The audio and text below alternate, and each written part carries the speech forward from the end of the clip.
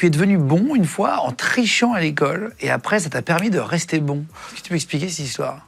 Oui, au collège, moi, j'étais pas terrible. Il y a des enseignants qui se demandaient si on allait m'envoyer dans le technique, ce qui est pas... on pourra revenir sur les orientations vers le technique, mais j'étais pas un bon élève, quoi. Pourtant, je lisais beaucoup, par exemple, mais je lisais jamais ce qui était au programme. Bon, en classe de 3e, la prof nous demande de faire une rédaction sur le château de Nosferatu, en Transylvanie.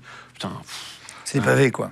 C'est des pavés. Oh, je sais pas trop. Écoute, ça m'inspirait pas tellement, mais j'avais un copain, Fabien, qui lui était très bon en français. Je prends sa copie, et puis je me dis, putain, il parle de créneaux, de, je sais pas, de tas de termes d'architecture, il voulait devenir architecte.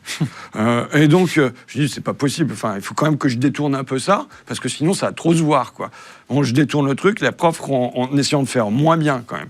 Et la prof rend les copies en disant, voilà, il y a 2 copies qui sortent du lot. Il y a celle de Fabien et celle de François. Elle nous met 17 à tous les deux. Et je revois le moment où on doit aller chercher la copie à son bureau. Et je crois que, si tu veux, que c'est un piège qu'elle me tend, qu'elle a repéré que j'avais triché. Et donc, j'avance en ayant... Stressé, mais tu sais, tu vois, t'as des moments où t'as vu ce brouille, tu vois pas clair. J'avais juste repéré que la porte était là, au cas où je dois fuir vers les toilettes par honte, tu vois, pour aller cacher dans les toilettes.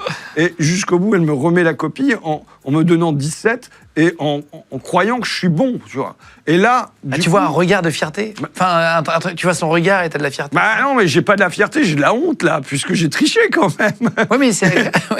mais du coup, après, elle me porte en haute estime, c'est la première copie de l'année, elle me porte en haute estime, et je suis condamné à être à la hauteur de son estime.